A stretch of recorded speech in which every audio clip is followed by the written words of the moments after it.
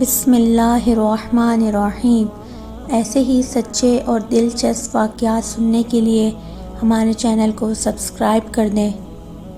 ناظرین، آج ہم اس ویڈیو میں حضرت آدم علیہ السلام کی پیدائش سے لے کر زمین پر اتارے جانے تک کا مکمل واقعہ بیان کروں گی۔ حضرت آدم علیہ السلام کو دنیا میں سب سے پہلے بھیجا گیا۔ حضرت آدم علیہ السلام کو ابو البشر یعنی تمام انسانوں کا باپ کہا جاتا ہے۔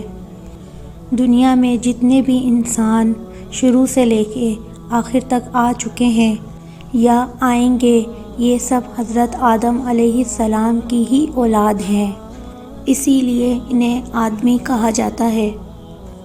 جب اللہ نے حضرت آدم علیہ السلام کی پیدائش کا ارادہ کیا اور فرشتوں سے عرض کیا کہ میں زمین میں اپنا خلیفہ بنانے والا ہوں، اور اس وقت زمین میں جنات رہتے تھے، ابلیس کی بادشاہت تھی، لہٰذا آپ کے بارے میں بتانے سے پہلے ابلیس شیطان کا ذکر کرنا ضروری ہے، کیونکہ اس واقعے کا شیطان سے گہرا تعلق ہے، کیونکہ اللہ تعالیٰ نے اس مخلوق کو بہت ہی خوبصورت بنایا تھا، شرافت اور بزرگی سے بھی نوازا تھا۔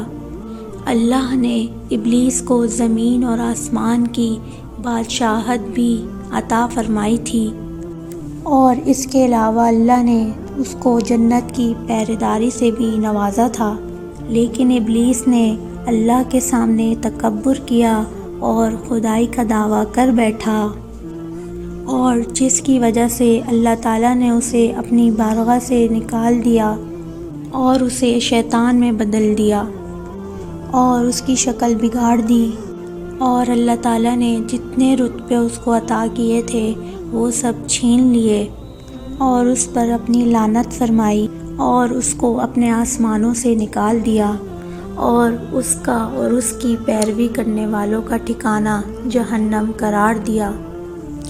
میرے محترم ناظرین، آپ جانتے ہیں کہ ابلیس کون تھا؟ ابلیس فرشتوں کا سردار تھا، جنت کے باغوں کی دیکھ بھال کیا کرتا تھا، اور اس کو دنیا اور آسمان کی دونوں جہانوں کی بادشاہت دی گئی تھی۔ فرشتوں کا ایک قبیلہ جنات سے تعلق رکھتا تھا۔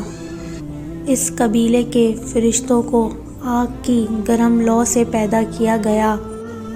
یہ لو شعلے کی طرح گرم نظر نہیں آتی اور محسوس کی جا سکتی ہے، ساری گرمی اسی میں ہی ہوتی ہے۔ اللہ تعالیٰ نے اس قبیلے کے علاوہ تمام فرشتوں کو نور سے پیدا کیا۔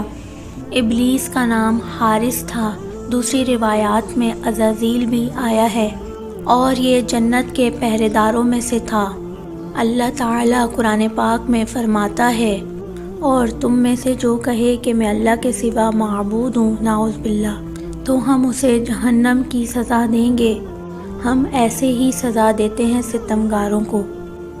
فرشتوں میں سب سے پہلے جس نے یہ بات کہی کہ اللہ کے سوا میں معبود ہوں، وہ ابلیس لعین ہے۔ اللہ تعالیٰ نے قرآن پاک میں ایک جگہ ارشاد فرمایا، جب میں نے حکم دیا کہ فرشتوں کو کہ آدم کو سجدہ کرو، تو سب نے سجدہ کیا سوائے ابلیس کے، منکر ہوا، غرور کیا اور کافر ہو گیا۔ آخر ابلیس کو ایسا گھمنڈ کیوں ہوا؟ نہ صرف اس نے اللہ کا حکم ماننے سے انکار کیا، بلکہ خدائی کا دعویٰ کر بیٹھا۔ زمین پر انسان کی تخلیق سے پہلے جنات آباد تھے، لیکن انہوں نے زمین پر فساد پھیلایا اور ایک دوسرے کو قتل کیا اور خون بہایا۔ اللہ تعالیٰ نے ان کے فساد کو ختم کرنے کے لیے فرشتوں کی ایک گروہ کے ساتھ ابلیس کو بھیجا۔ یہ وہی گروہ تھا جسے جن کہا جاتا ہے۔ ابلیس نے اور ان فرشتوں کے گروہ نے ان سے جنگ کی اور انہیں جزیروں اور دور دراز کے پہاڑوں میں دھکیل دیا۔ یہ وہی گروہ تھا جنہیں جن کہا جاتا ہے۔ اس کارنامے کے بعد ابلیس کے اندر غرور پیدا ہو گیا۔ اللہ تعالیٰ اس کے غرور کو جان گیا، لیکن فرشتے نہیں جان سکے۔ ابلیس آسمان، درمیانی علاقے، زمین، تمام جگہ کا بادشاہ تھا۔ ساتھ ہی ساتھ جنت کی حفاظت بھی اسی کے پاس تھی۔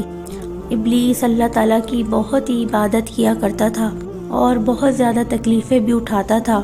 اسی وجہ سے وہ خود ہی پسندی کا شکار ہو گیا، اپنے آپ کو بڑا اور اونچے مرتبے والا سمجھنے لگا، اور اس نے آخر کار اللہ تعالیٰ کے سامنے بھی اپنے گھمنڈ کو ظاہر کر دیا۔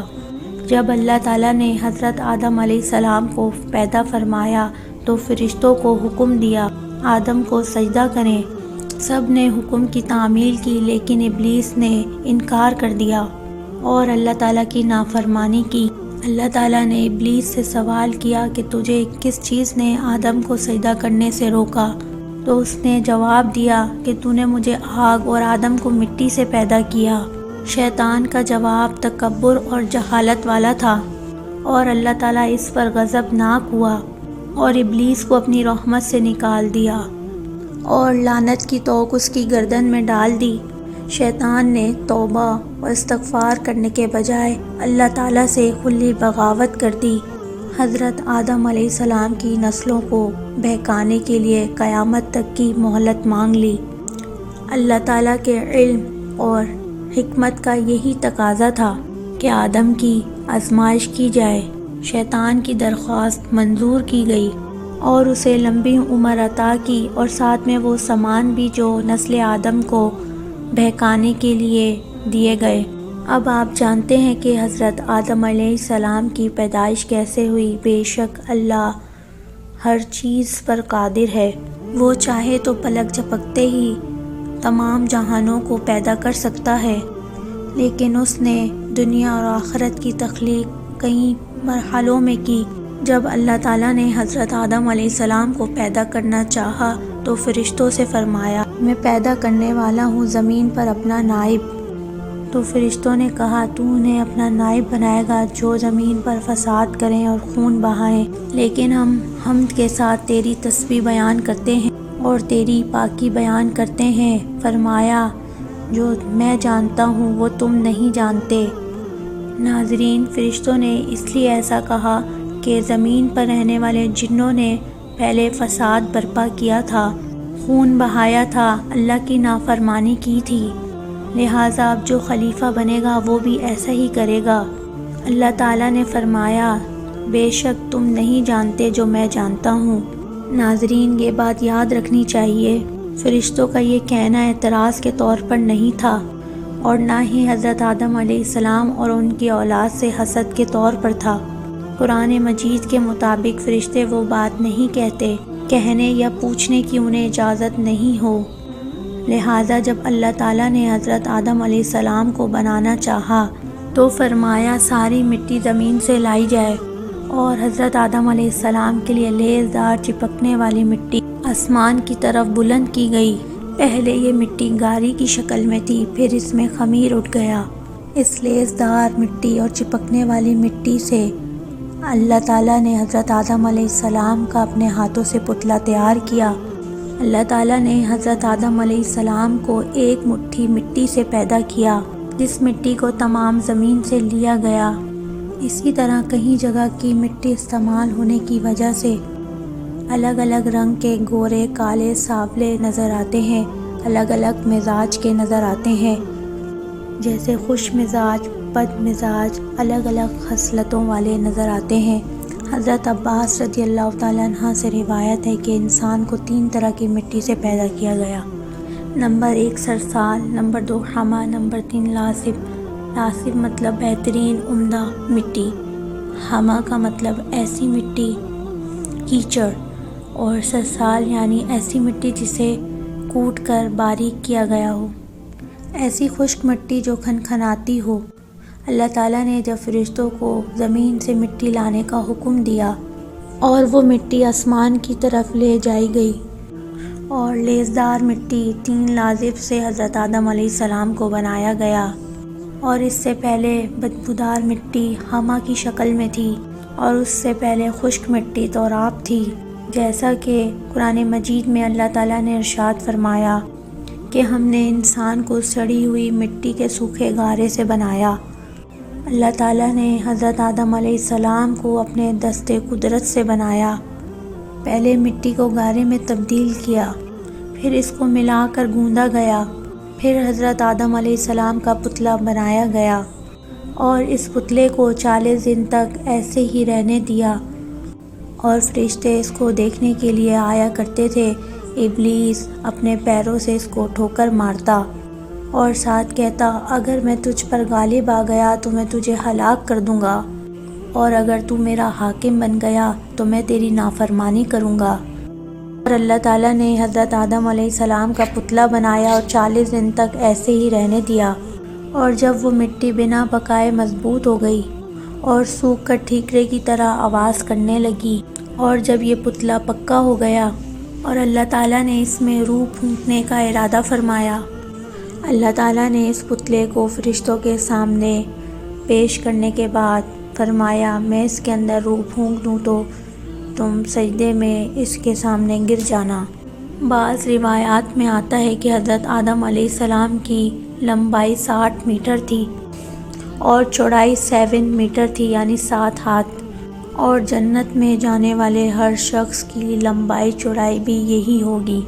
جب اللہ تعالیٰ نے حضرت آدم علیہ السلام کے جسم میں روح پھونکی اور وہ سر کی طرف سے جسم میں داخل ہوئی، اور جس کی وجہ سے حضرت آدم علیہ السلام کو چھینک آ گئی، تو فرشتوں نے حضرت آدم علیہ السلام کو کہا کہ الحمدللہ کہو، تو حضرت آدم علیہ السلام نے الحمدللہ کہا۔ حضرت آدم علیہ السلام کے الحمدللہ کہنے پر رب نے رحمک ربکا کہا کہ رب تم پر رحم کرے۔ جب روح آنکھوں کے درمیان داخل ہوئی تو حضرت آدم علیہ السلام نے جنت کے پھل میووں کو دیکھا۔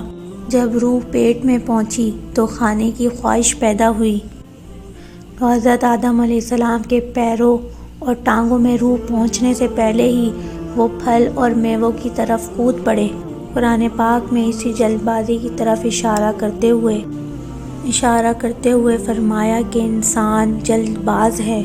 اللہ تعالیٰ نے فرمایا، بے شک انسان جلد باز ہے۔ حضرت ابن عباس رضی اللہ تعالیٰ عنہ سے روایت ہے کہ اللہ تعالیٰ نے سب سے پہلے حضرت آدم علیہ السلام کے جسم میں روح پھونکی کہ سر کی طرف سے جسم میں داخل ہوئی۔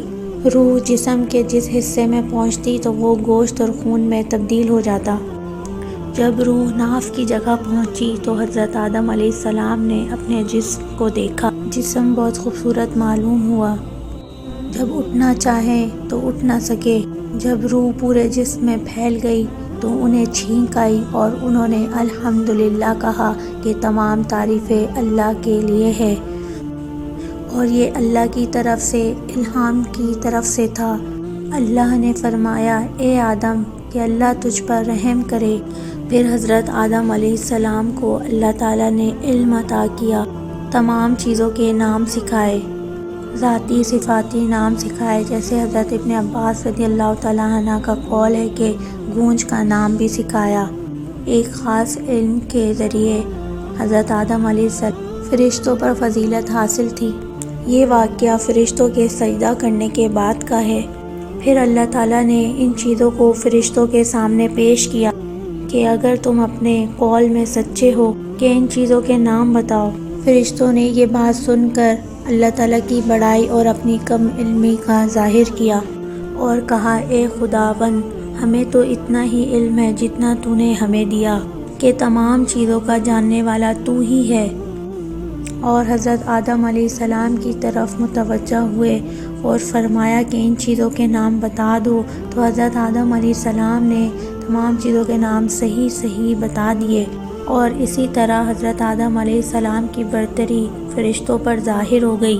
تو اللہ تعالیٰ نے فرمایا، تو میں نے تم سے پہلے ہی کہا تھا، ہر کھلے اور چھپے کا جاننے والا میں ہی ہوں۔ ابلیس کے دل میں چھپے تکبر اور غرور کو میں ہی جانتا ہوں۔ تو فرشتوں نے جان لیا کہ حضرت آدم علیہ السلام کو علم کے ذریعے ہم پر برتری دی گئی ہے۔ حضرت حوا کی پیدائش کیسے ہوئی؟ جب ابلیس کے سامنے فرشتوں کا گھمنڈ ظاہر ہو گیا اور اس نے گھمنڈ اور سرکشی پر کمر باندھ لی، اور اللہ تعالیٰ نے اس پر لعنت فرمائی اور آسمان اور زمین کی حکومت اس سے چھین لی اور جنت کی پہرے داری سے بھی ہٹا دیا، اور فرمایا تو مردود ہے، تو جنت سے نکل جا، قیامت تک کے لیے تجھ پر لعنت ہے۔ اس کے بعد اللہ تعالیٰ نے حضرت آدم علیہ السلام کو جنت میں رہنے کا حکم دیا اور ان پر اونگ ڈال دی، یعنی نیند طاری ہو گئی، اور ان کی بائیں پسلی لے کر اس میں سے حضرت حوا کو پیدا کیا گیا۔ جب حضرت آدم علیہ السلام سو کر اٹھے تو اپنے سرہانے ایک عورت کو پایا اور اس سے پوچھا کہ تم کون ہو؟ تو انہوں نے کہا کہ ایک عورت۔ پھر کہا کہ تمہیں کس لیے پیدا کیا گیا ہے؟ تو انہوں نے کہا کہ تم مجھ سے سکون حاصل کر سکو۔ جب فرشتوں کو خبر ہوئی تو وہ اس عورت کو دیکھنے کے لیے آئے کہ اے آدم کہ اس کا نام کیا ہے؟ حضرت آدم علیہ السلام نے جواب دیا کہ حوا۔ پھر پوچھا کہ یہ نام کیوں رکھا؟ حضرت آدم علیہ السلام نے جواب دیا کہ یہ حی یعنی انسان سے پیدا کی گئی ہے۔ تو اس کے بعد اللہ تعالیٰ نے ارشاد فرمایا کہ تم اور تمہاری بیوی جنت میں رہو، جہاں سے چاہو دل کھول کر کھاؤ، لیکن اس درخت کے پاس نہ جانا، حد سے بڑھنے والوں میں شامل ہو جاؤ گے۔ اور حضرت آدم علیہ السلام اور حضرت حوا کو جنت میں ٹھکانہ عطا فرمایا اور انہیں ہر طرح کی آزادی عطا فرمائی سوائے اس درخت کے پاس جانے کے۔ اللہ تعالیٰ کے حکم کے مطابق انہوں نے اپنے آپ کو اس درخت کے پاس جانے سے روکے رکھا، لیکن ان کے دل میں شیطان نے وسوسہ ڈالا اور آخر کار ان سے وہ خطا ہو گئی جس کے لیے اللہ تعالیٰ نے منع فرمایا تھا۔ قرآن پاک میں اللہ تعالیٰ نے ارشاد فرمایا، شیطان نے اس درخت کے ذریعے انہیں پھسلایا اور جہاں وہ رہتے تھے انہیں وہاں سے الگ کر دیا اور فرمایا تم سب نیچے اترو۔ ابھی پھل کھانا ہی شروع کیا تھا، جنتی لباس اتر گیا اور وہ دونوں پتوں سے اپنا جسم ڈھانپتے اور شرمندہ ہو کر ادھر ادھر بھاگنے لگے۔ اللہ تعالیٰ نے فرمایا اے آدم کیا مجھ سے بھاگتے ہو؟ نہیں، عرض کیا کہ اے میرے رب تجھ سے شرم کی وجہ سے بھاگ رہا ہوں۔ اور اللہ تعالیٰ کا عذاب نازل ہوا کہ اے آدم کیا میں نے تمہیں اس درخت کے پاس جانے سے منع نہیں کیا تھا؟ کیا میں نے تمہیں خبردار نہیں کیا تھا کہ شیطان تمہارا کھلا دشمن ہے؟ حضرت آدم علیہ السلام فوراً اپنی غلطی کا احساس کرتے ہوئے سجدے میں گر گئے اور ندامت سے عرض کرنے لگے کہ اے پروردگار کہ ہم نے اپنی جانوں پر ظلم کیا، اور اگر آپ نے اپنے فضل و کرم سے ہمیں معاف نہیں فرمایا اور ہم پر رحم نہیں فرمایا، یعنی ہم خسارہ نقصان اٹھانے والے ہو جائیں گے۔ اللہ تعالیٰ سب کے دلوں کے حال کو جانتا ہے۔ جو حضرت آدم علیہ السلام کی دل کی کیفیت کو جانتا تھا، لیکن اس نے آپ کو معاف فرما دیا، لیکن آئندہ کے لیے اس نے دنیا کو آباد کرنا تھا۔ اللہ تعالیٰ نے حضرت آدم علیہ السلام اور حضرت حوا علیہ السلام کو حکم دیا کہ تم زمین پر اتر جاؤ اور وہیں پر رہو، اور یہ بات یاد رکھو کہ شیطان تمہارا کھلا دشمن ہے۔ اور اس کے بعد اللہ تعالیٰ نے حضرت آدم علیہ السلام اور حضرت حوا علیہ السلام کو زمین پر اتار دیا۔ روایات میں آتا ہے کہ سب سے پہلے حضرت آدم علیہ السلام کو ہند کی زمین پر اتارا گیا۔ حضرت علی رضی اللہ تعالیٰ عنہ فرماتے ہیں کہ آب و ہوا کی وجہ سے ہند ایک بہترین جگہ ہے، اسی لیے حضرت آدم علیہ السلام کو وہاں اتارا گیا۔ حضرت عباس رضی اللہ تعالیٰ عنہ کی روایت کے مطابق حضرت حوا کو جدہ میں اتارا گیا، عرب کے ممالک میں۔ حضرت آدم علیہ السلام اور حضرت حوا علیہ السلام نے ایک دوسرے کو پہچانا، اسے عرفات کا نام دیا گیا۔ ایک روایت کے مطابق آتا ہے کہ حضرت آدم علیہ السلام کو ایک چوٹی پہاڑ کی طرف اتارا گیا، پھر اس کے دامن کی طرف اتارا اور زمین پر موجود تمام مخلوق جیسے جن، جانور، پرندوں کا مالک بنایا گیا۔ جب آپ پہاڑ کی چوٹی کی طرف سے نیچے اترے تو آپ کو فرشتوں کی مناجات کی آوازیں جو آپ پہاڑ کی چوٹی سے سنتے تھے وہ آنا بند ہو گئیں، اور جب آپ نے زمین کی طرف نظر اٹھائی تو دور تک پھیلی ہوئی زمین کی طرف آپ کو کچھ نظر نہیں آیا۔ آپ نے وہاں کسی کو نہیں پایا۔ جب آپ نے وہاں اپنے سوا کسی کو نہ پایا تو حضرت آدم علیہ السلام نے وحشت اور بہت ہی اکیلا پن پایا۔ کہنے لگے کہ اے میرے رب کہ میرے سوا آپ کی زمین کو آباد کرنے والا کوئی نہیں ہے؟ اللہ تعالیٰ نے جواب دیتے ہوئے فرمایا کہ ان قریب میں تمہاری اولاد پیدا کروں گا جو میری تسبیح اور حمد و ثنا کرے گی، جو میرا ذکر کرے گی اور میری تعریف بیان کرے گی، اور ایسا گھر بناؤں گا جسے میری یاد میں بنایا جائے گا، اور خاص کر اسے بزرگی اور فضیلت کے ساتھ، خاص کر کے اپنے نام کے ساتھ فضیلت دوں گا، اور اس کا نام خانہ کعبہ رکھا جائے گا، اور اسے اپنے نام کے ساتھ فضیلت دوں گا۔ پھر اس پر اپنی صفت و جمال کا عکس ڈال کر قابل حرمت امن والا بناؤں گا۔ جس شخص نے اس کی حرمت کا خیال رکھا وہ میرے نزدیک قابل احترام ہے۔ پھر اس کی طرف اونٹ سواریوں پر دور دور سے لپٹے ہوئے لوگ آئیں گے جو لرزتے ہوئے لبیک پڑھیں گے اور روتے ہوئے آنسو بہائیں گے، اونچی آواز سے تکبیر کہیں گے۔ لہذا جو میرے گھر کی طرف آنے کا ارادہ رکھے وہ میرا ملاقاتی ہے، کیونکہ وہ میری زیارت کرنے آیا ہے، کیونکہ وہ میرا مہمان ہے۔ میری کریم ذات پر فرض ہے کہ میں اپنے مہمان کی بخشش کروں اور اس کی ضرورت کو پورا کروں، اور جب تک تم زندہ رہو گے اسے آباد کرو گے۔ اس کے بعد تمہاری اولاد میں سے بہت سے نبی، امتیں اور قومیں ہوں گی جو ہر زمانے میں اسے آباد کریں گی۔ اس کے بعد حضرت آدم علیہ السلام کو حکم دیا گیا کہ وہ خانہ کعبہ جائیں، جیسے عرش پر فرشتوں کو کرتے دیکھا ہے۔ اس وقت خانہ کعبہ یاقوت یا موتی کی شکل کا تھا۔ جب حضرت نوح علیہ السلام کی قوم پر پانی کا سیلاب آیا، اللہ تعالیٰ نے اسے آسمان پر اٹھا لیا۔ بعد میں انہی بنیادوں پر اللہ تعالیٰ نے حضرت ابراہیم علیہ السلام کو حکم دیا کہ خانہ کعبہ کو دوبارہ تعمیر کریں۔ روایات میں ہے کہ حضرت آدم علیہ السلام ہند سے باہر نکلے، گھر کو جانے کا ارادہ کیا، خانہ کعبہ پہنچ کر اس کا طواف کیا، ارکان ادا کیے۔ اس کے بعد عرفات کے میدان میں حضرت آدم علیہ السلام اور حضرت حوا علیہ السلام کی ملاقات ہوئی۔ پھر دونوں نے ایک دوسرے کو پہچان لیا۔ پھر مزدلفہ میں ایک دوسرے کے قریب ہوئے، پھر ہند کی طرف روانہ ہوئے۔ وہاں جا کر انہوں نے رہنے کے لیے اپنے لیے ایک غار بنایا۔ حضرت ابن حاتم سے روایت ہے کہ حضرت محمد صلی اللہ علیہ وسلم فرماتے ہیں کہ اللہ تعالیٰ نے حضرت آدم علیہ السلام کو گیہوئے رنگ کا اور زیادہ بال والا اور اونچے قد کا بنایا تھا۔ اللہ تعالیٰ نے پھر ان کی طرف ایک فرشتہ بھیجا جس نے انہیں وہ چیزیں بتائیں جو ان کی لباس کی ضرورت کو پورا کرتیں۔ روایت ہے کہ یہ لباس بھیڑ کی اون، چوپایوں اور درندوں کی خال سے بنا ہوا تھا، لیکن بعض علماؤں کا کہنا ہے کہ یہ لباس ان کی اولاد نے پہنا تھا۔